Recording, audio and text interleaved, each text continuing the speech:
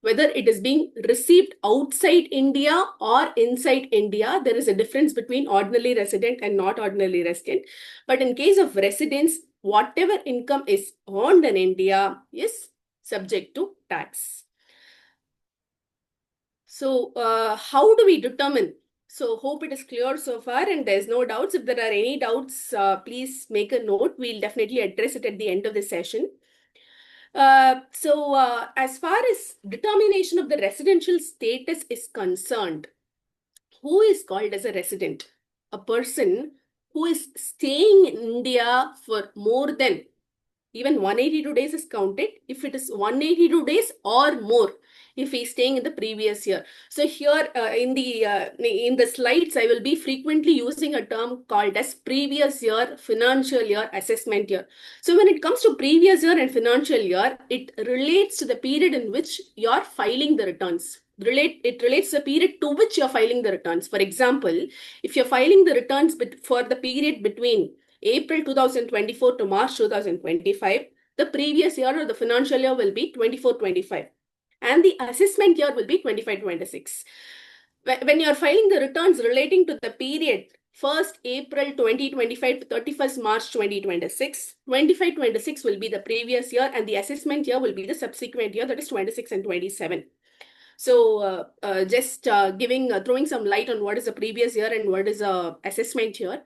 So if a person is staying in India for more than 182 days, in our case, between April 24, 25, between April 24 to March 25, then in that case, he will be considered as a resident. There are two conditions that either of it, if it is satisfied, he'll be called a resident. One is 182 days condition. The other is someone would have come to Vietnam, for instance, they would have come to Vietnam only during the previous year. He would have been staying there in India. We are all hailing from India, right? So if we are having a stay in India for the past 4 years for more than or equal to 365 days, then in that case, along with it, if you have a stay of more than or equal to 60 days in the previous year, then even in that case, you will be considered as a resident. So hope you all remember the previous slides. If you are a resident, what happens? Any income earned in India or outside India, whether received in India or received outside India, is subject to tax, right? So you will be covered under the resident category here. So there is also one more section. There is also one more section that talks about deemed residents. So if a person is, so here, when I say that there is a term called as a deemed resident, he will be considered as a resident and all the provisions that are applicable relating to the resident will also be applicable to the deemed resident category. So there is no difference. So I'm saying even if the stay condition is not satisfied, even if it is less than 182 days during the previous year, or if it is 365 days, or if he is not satisfying 365 days or more during the last 4 years and 60 days during the previous year, even if that condition is not satisfied, still he may be called as a resident when he is a Indian citizen and he is a person of Indian origin and he is not liable to tax in any other country. So here in all our cases, for instance, if in case we are not subject to tax in Vietnam, we are still continuing to be an Indian citizen and we are a person of Indian origin. Who is a person of Indian origin? When you have a grandparent or when you have a parent who is belonging to who is from India, then you're called as a person of Indian origin. Even if you're not born in India, if you have a parent or a grandparent who is there, who is belonging to India, who is from India, then in that case you're called as a person of Indian origin. And if your Indian income, please note it is Indian income, it is not any income, it is income that is earned from India. If it is more than 15 lakhs, and if your stay is more than 120 days in the previous year, then you will be called as a resident. So if you just try to compare and contrast this condition and the resident individual condition, The stay more than 182 days was only considered as a resident, but here stay more than 120 days itself is considered as a resident individual.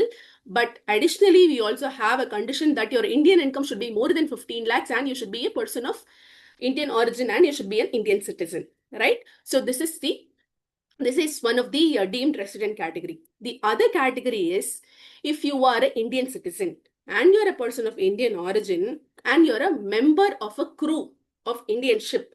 You're leaving for it may be a person who is leaving for the purpose of employment outside India. For instance, a person is working in Winfast here. He's leaving from India for the purpose of employment in Vietnam. So it is a purpose of employment outside India. They will all be covered under this category, right?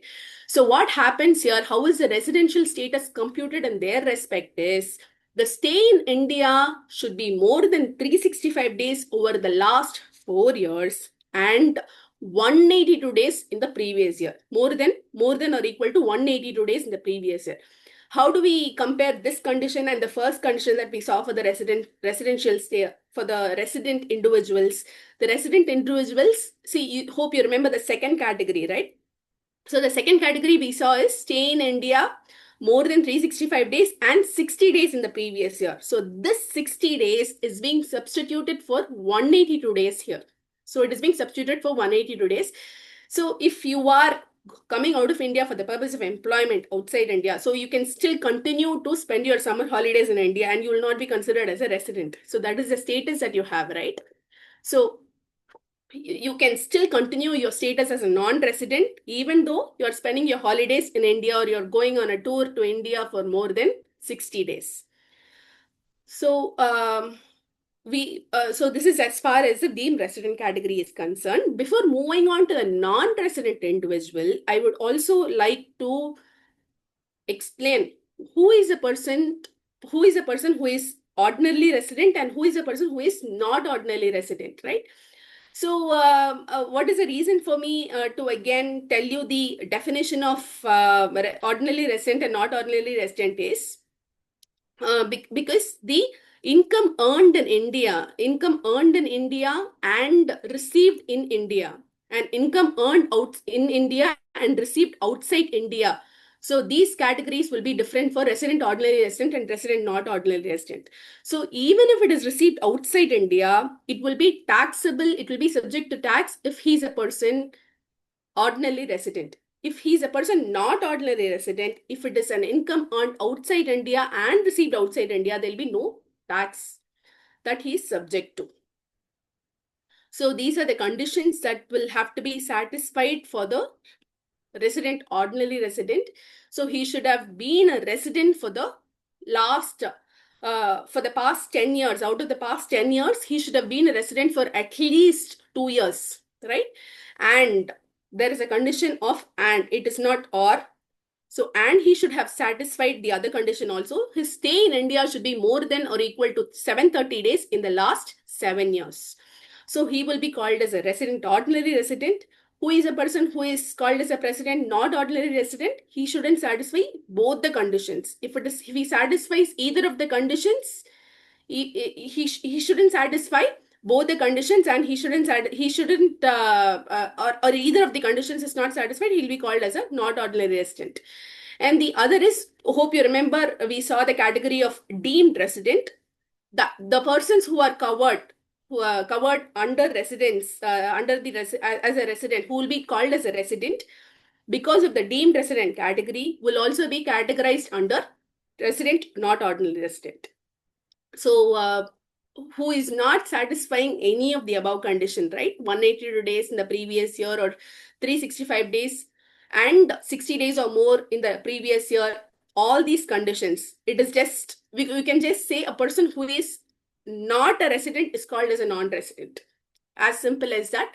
So that is on the residential status. So though I told you that we will be looking at only the residential status of the individuals, I would just like to give a small briefing on who is called as a resident, in case of a company or a firm or a LLP. LLP is limited liability partnership. Most of you would be aware. So a company which is registered as an Indian company under the Companies Act, or so always a company which is an Indian company will be considered as a resident. The other category is when the place from where the effective management is made will also be considered as a resident. If in case the place of effective management is in India, even in that case, it will be the company will be considered as a resident. So where the board is sitting or from where the decisions are being made will all be looked at for determining where the effective management is taking place. Hope it is clear so far. Can I move on? Is the speed okay, or you want me to slow down a bit? Yes, please go ahead. Very nice. Sure. Thank you. Thank you, Surinder. So the next category that we'll be looking at is what are all the different heads of income? So different heads of income for any person who is covered under the income tax, there can be only 5 categories under which the income can be classified. First category is income from salary. So any income that is earned by a person from his employment is called as income from salary. So whereas if in case a person is subject to, if he's earning an income based on a contract, then in that case, he will be covered under income from business or profession. So the same income, if it is having if he's having an employment status, it will be considered as an income from salary. If it is having a contract status, it will be considered as income from business or profession. It is a very thin line of difference, but if we do the classification wrong, all the exemptions that we claim, every deduction that we claim, everything will go for a toss. So it is very important that you will have to categorize your income appropriately.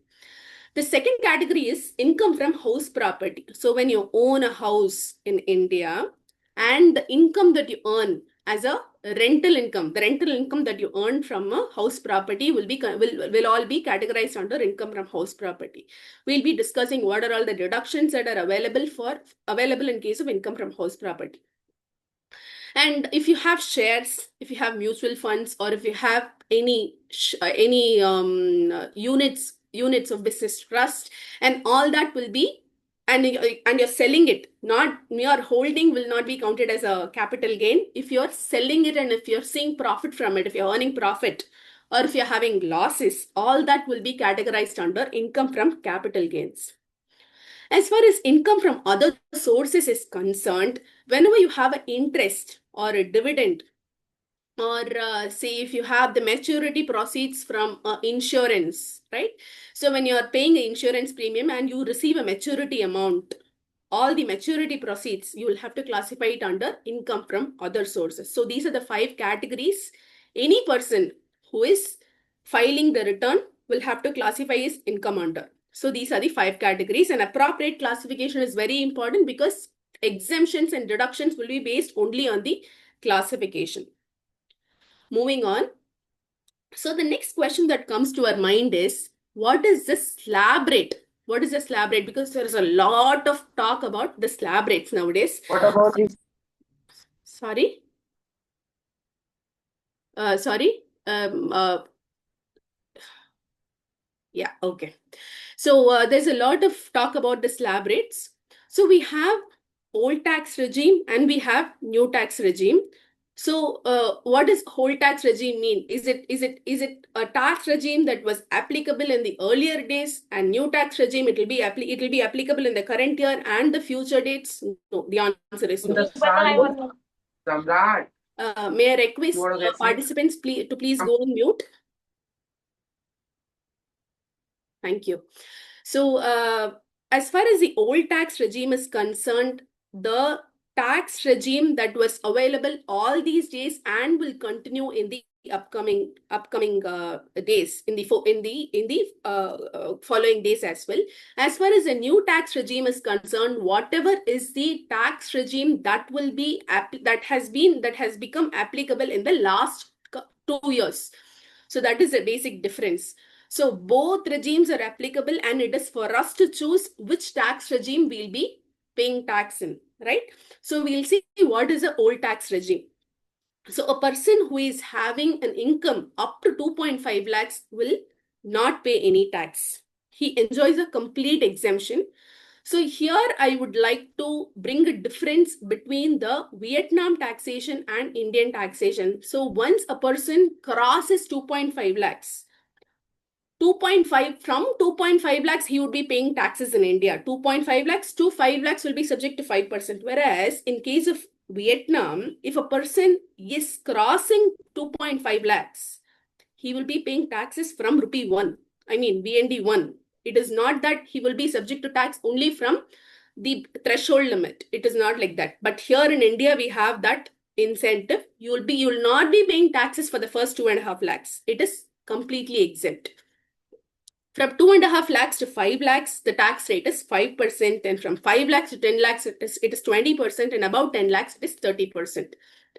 So this tax, this slab rate is applicable for all resident individuals who are less than 60 years, right? That is, it is not applicable for senior citizens and super senior citizens. Who is a super senior citizen? A person who is more than 80 years is called as a super senior citizen. 80 years or more is called as a super senior citizen.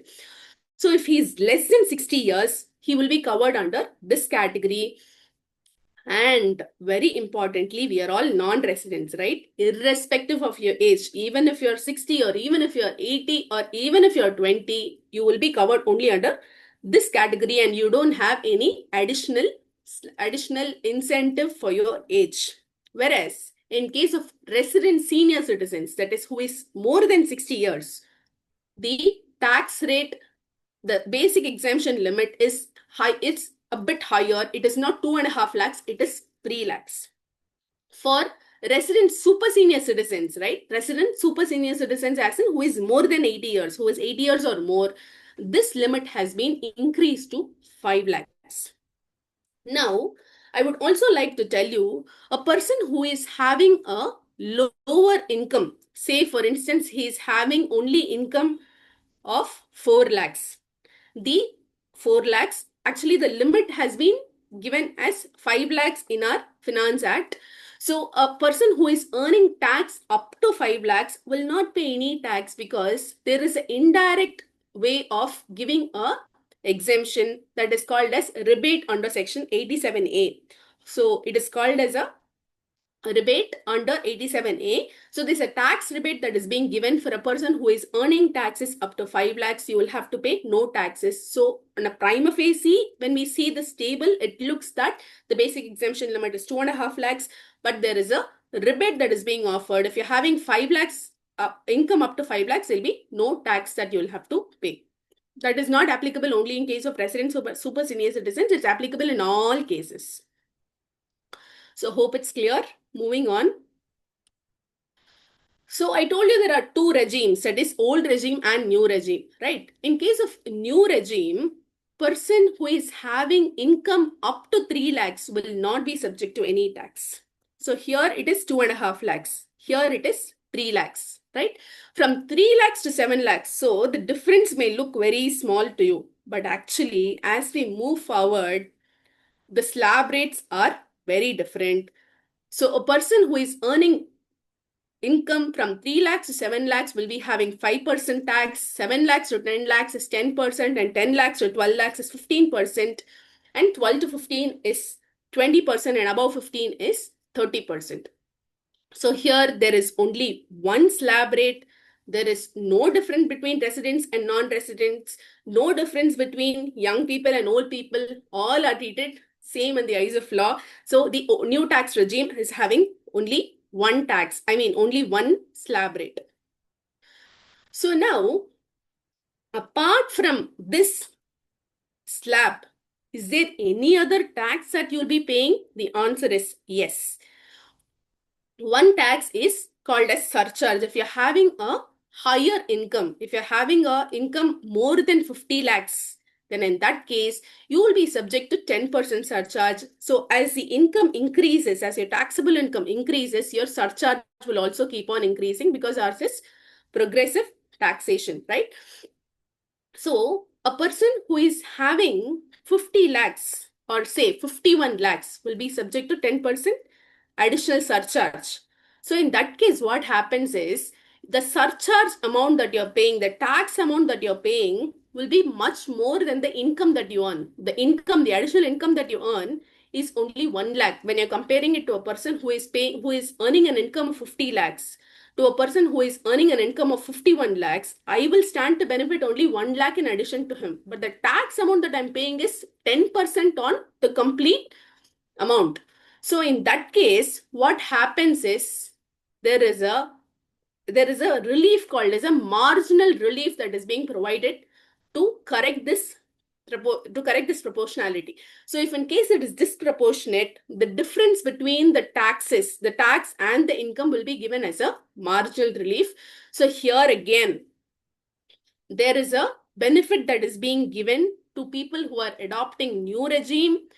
So here, if a person who is having income of more than 5 crores will have a surcharge of 37% under the old regime, whereas in the new regime, 25% is only applicable. So additional surcharge of 12% is not applicable in case of new regime.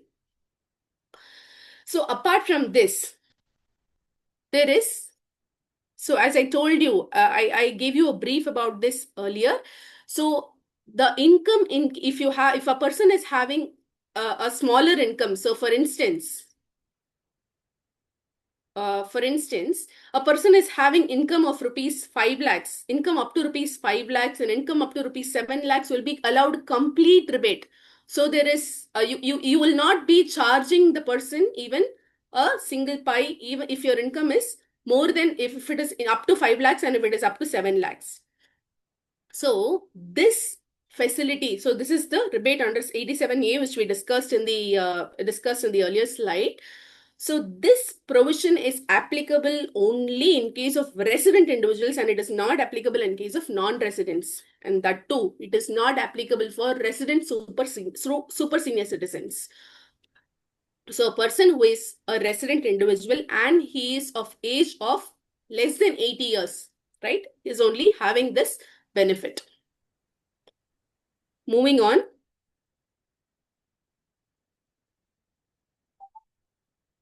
So I told you what are all the, just give me a minute, sorry.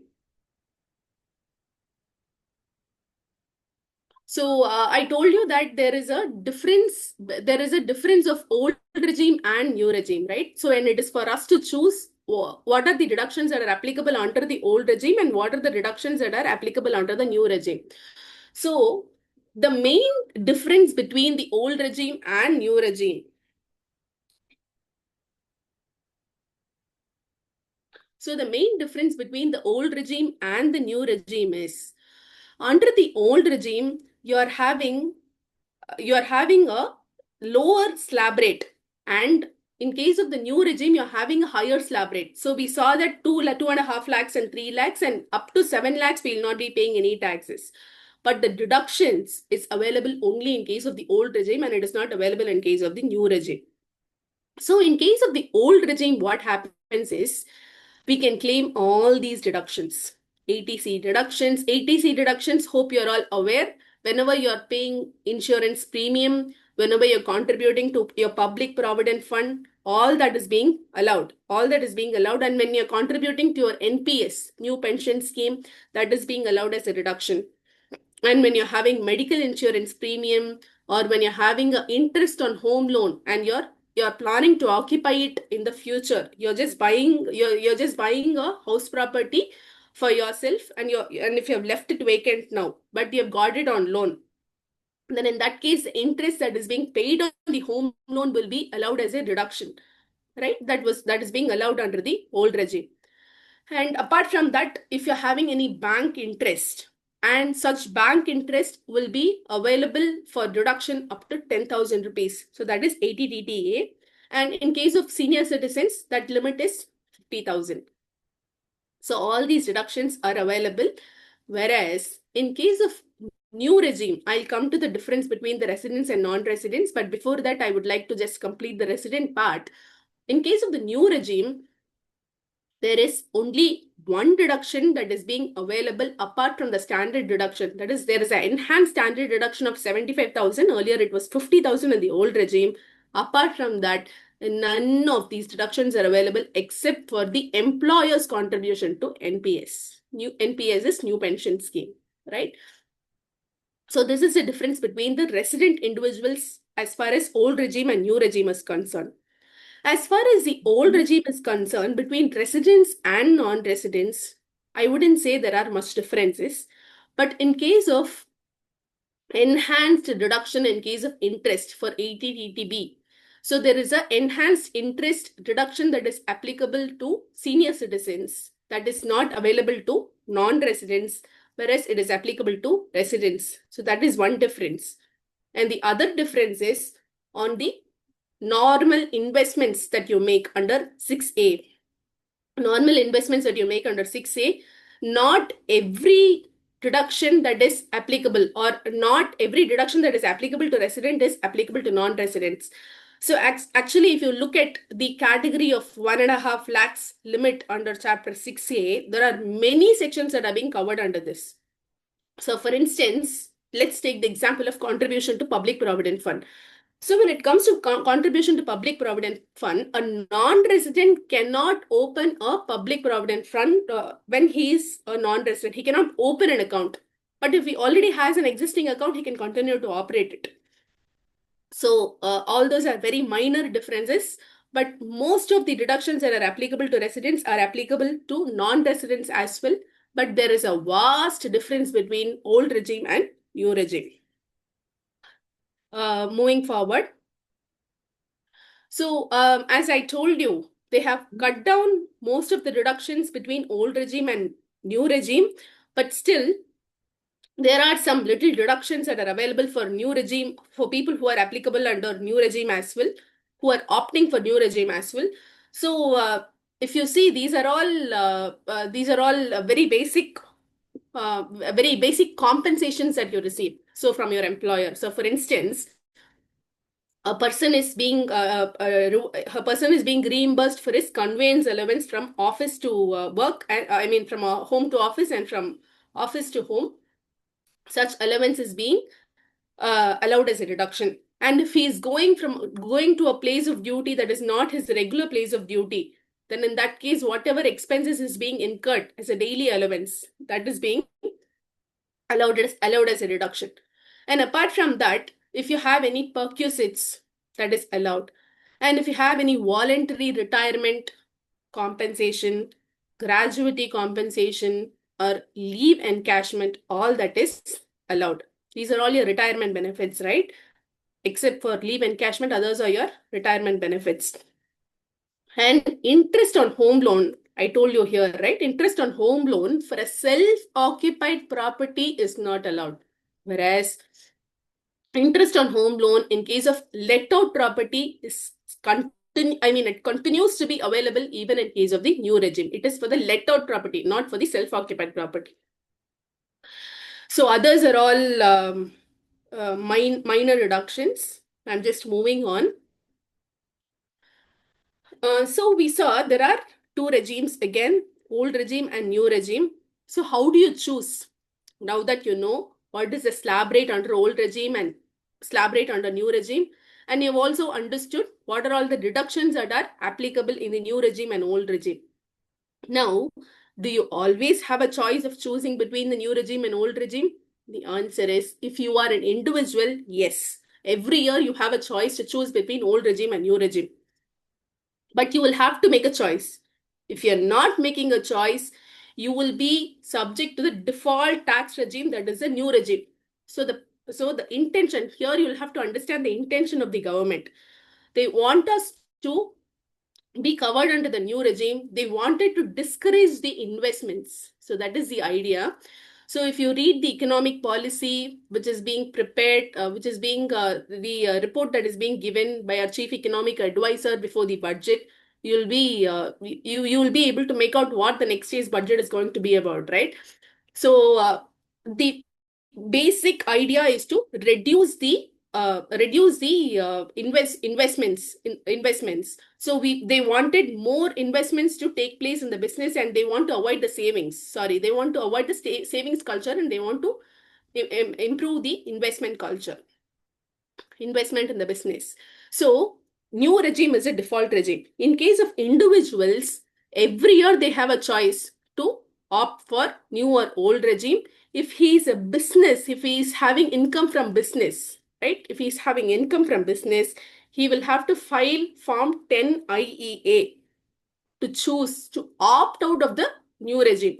So you will have to consciously file a form called as Form 10 IEA to opt out of the new regime. Otherwise, your default regime will be new regime. So can a business person choose between old regime and new regime every year? The answer is no. He can do it only once. He can do it. He can opt it once, and the switchover is allowed only once. So he can opt for a scheme and continue in that scheme. And if he switches the scheme, it stays constant till he closes the business. It will not change until the business is operative. So I told you the procedure also to file to opt out of the new regime. It is filing of Form 10 IEA. Moving on, so we saw about income from salary. So I think this portion would interest you all because not every one of us are having income from salary. Most of us are also having income from business. So whereas most of us would be having income from house property. So what happens when a person is paying rent to a NRI? So if a person is paying rent to NRI, he will be having a lot of conditions to satisfy. He will be having a lot of points to tick in his list. One is, before paying the rent to you, before remitting his rent to you, he will have to deduct tax at source from rupee 1. You'll all be quite surprised on this, right? There is no limit. If in case the rent is being paid to a non-resident, the tax will have to be deducted from rupee 1 at the rate of 31.2%. Second is, the rent amount that is being credited will have to be credited to a NRO account, that is non-resident ordinary account. So a person who is a non-resident cannot have a savings account, Immediately once a person is a non-resident, he will have to convert his account to a NRO account or a NRE account. Sorry, just give me a moment.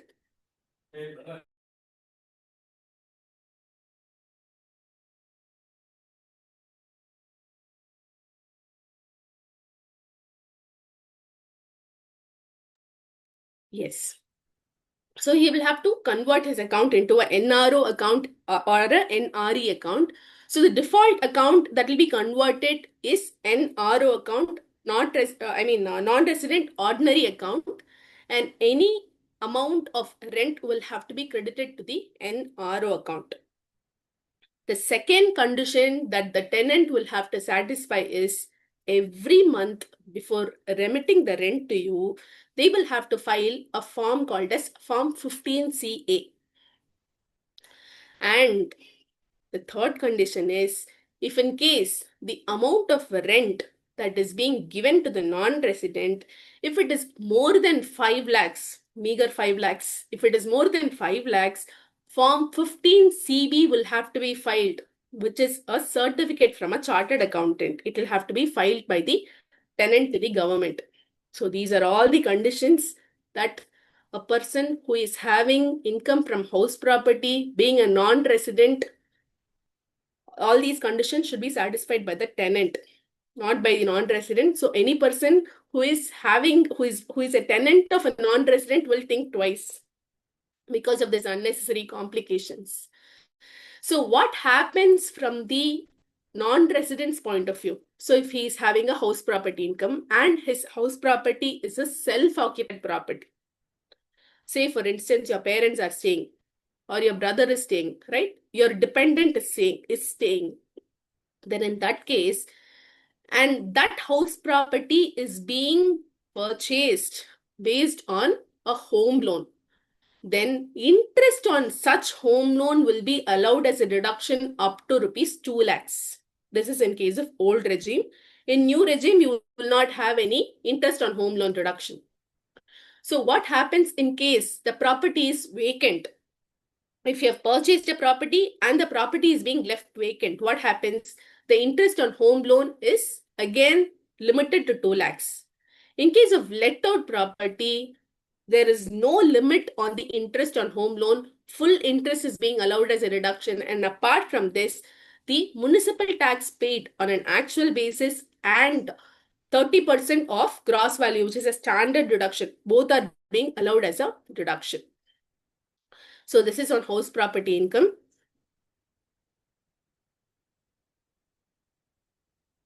Now, most of you would be aware what is a capital gain, but I would, for the benefit of all, I would just like to explain what is a capital gain. So a person who is transferring a capital asset from one person to another, and if he is receiving money in that respect, government wants a share in that amount. That is called as capital gain tax. A share on the sale of capital asset from one person to another person is called as a capital gain tax.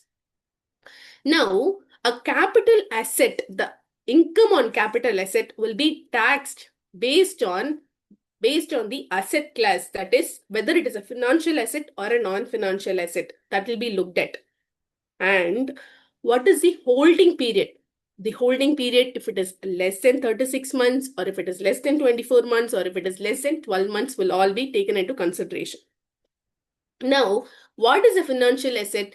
A financial asset is stock, shares, debentures, mutual funds, whereas non-financial asset is real estate and gold. Both will be subject to different kinds of taxation. So as far as financial assets are concerned, there are two tax rates for financial year 24-25, whether it is long-term capital gain or short-term capital gain, because the amendment came on 23rd July 2024. It was not in the beginning of the year, it was in the middle of the year. So we will have two tax rates. We will have to consider the date on which the transaction took place, and we will have to apply the relevant tax. Moving on, as far as the income from other sources is concerned, the maturity proceeds, as I was telling you, the maturity proceeds received from an insurance policy is available as a deduction. There is no difference between residents or non-residents. The maturity proceeds are available as a deduction under 1010D in all cases. I'm not talking about the premium. I'm talking about the maturity proceeds that a person is receiving in case of a life insurance policy, right? It is being allowed as a deduction provided the insurance premium is not more than 10% of the sum assured. That is the additional conditions that will have to be satisfied in this case. And apart from this, interest income is being considered as an income from other source. 10,000 is allowed as a deduction. And as I told you, a person who is a non-resident cannot have a savings bank account. It will have to be an NRO account or an NRE account. The tax provisions in case of interest on NRO account will be subject to taxation, whereas in case of NRE account, it will not be subject to taxation in India. And the last point is the deduction, the interest deduction in case of senior citizens as per 80TDB is 50,000 in case of residents. That benefit is not being available to non-residents. So as far as the deadline is concerned, when are we supposed to file the returns? What is the last date to file the returns? If in case you are an individual, it is 31st July generally. But this year, the extension is being made till 15th of September. So if you're filing your returns up to 15th of September, you will not be subject to any penalty or late fee or interest. So you will be counted as filing within time. And if you're a business for whom there is an audit that is required, the last date is 31st October 2025. If it is requiring transfer pricing reports in case of businesses, then it is 30th November 2025. So what happens when you're filing income tax returns after the due date and you're not filing it within time? What happens? There'll be a late fee that is applicable to you. So the late fee is applicable depending on the income that you're having. If it is less than 5 lakhs, lower late fee. If it is more than 5 lakhs, it is higher late fees. Apart from that, based on the tax amount, you'll be paying an interest at the rate of 1% per month or part of the month. The third is you will not be able to carry forward your losses, be it business losses or be it capital losses. You will not be able to carry forward your losses. So this might seem just like another point, but it is a very big disadvantage for any business. So if you're not able to carry forward your capital gain losses or business losses, you will be losing a lot of other advantages. So filing your returns within the due date is very, very important. And the last one, but a very important one, is I told you that there is old regime and new regime, and what are the advantages of getting into a new regime and what are the advantages of getting into a old regime. So you can make a choice at your end, right? Every time before filing your returns. That choice will not be available if you're not filing the returns within the due date. There will be no option. You will compulsorily be put under the new regime and you will have to pay taxes only under the new regime. So, okay, now that I have filed my returns, but I have filed it wrongly. There are some mistakes in my returns. Can that be corrected? The answer is yes, it can be corrected, but it has a date. The date is 31st December of the following year. So, for instance, for 24-25, if you have already filed your returns, you can correct your returns up to 31st December 2025. So after looking into the important aspects, we'll be covering the other minor aspects before closing the session. So what are the points that we need to remember before filing the returns? So one is that you will have to ensure that your returns are being properly populated. The amount is being properly populated. So you should not just put any amount without putting the proper source, because there is no judgment that is available. So if in case you're wrongly putting an income that is applicable under salary as a business income, there will not be an officer who is scrutinizing your return and seeing and using his judgment to see whether at all this person can have a business income. He At least a person who is having a judgment can look at various aspects to determine what the actual picture is and then send a notice. But here the machine sends a notice. So the scrutiny is being done and the notice is being sent by the machine. So you'll have to ensure only the correct source of income and the correct amount is being relevantly put. The second important point is every time before filing the returns, you will have to ensure that you check three important statements. One is 26As, the second is annual information statement, and the third is taxpayer information summary. So all these are available in your login in your income tax website, income tax login. So if you're checking all these information, you will have to see what is the mismatch between your declaration and their declaration. There are some mandatory fields. Those mandatory fields should definitely match between your return and the statement that is available. So the third is you will have to choose the correct return that needs to be filed. So in case of non-residents, ITR 2 is applicable for a person who is not having any business income. So a person who is having business income, ITR 3 is applicable. So if the tax payable is more than 10,000 rupees, advance taxes is available even in case of non-residents. So non-residents are not an exception. Advance taxes is available. So the last point is what are all the documents that are required before filing the return of income? So you'll have to submit your PAN number, Aadhaar card, and Form 16 from your employer if you're having a salary income. And if in case you're having income from house property, you will have to submit your rental income details, tenant details, interest certificate in case you're wishing to claim an interest from home loan.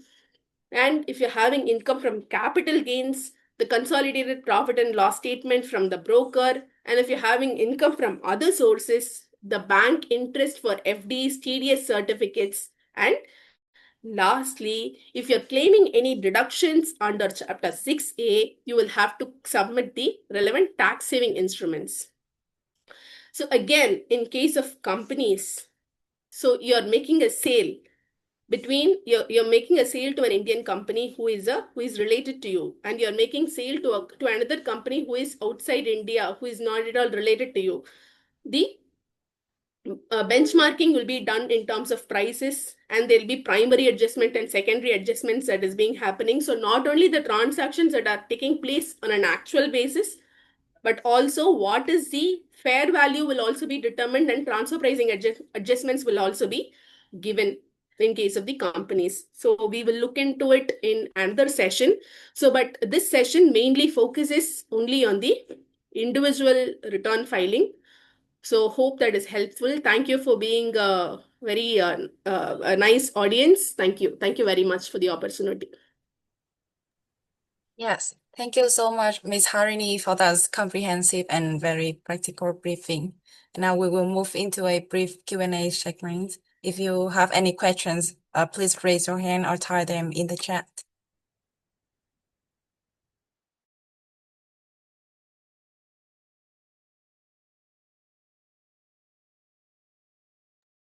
Yeah, thank you, Harini, for the wonderful session. Thank you, Chaitanya. So also, in case you have any questions, you can write to me. My mail ID is cacsharinishridharan@gmail.com. So you can write to me in case there are any questions as well. Thank you very much. Sure. Thank you. Yeah, Thank you, so Harini. that brings us to end of the session today. Ms. Harini, for your time, insights, and clear guidance on this important topic. And thank you to all of audience for taking time on a Sunday morning to join us. And we hope that you can find the session useful and you prepare for your tax filings. I look forward to welcome you again as our future events. And until then, stay safe and have a great day ahead. Thank you and goodbye. Thank you. Thank you, everybody. Thank you.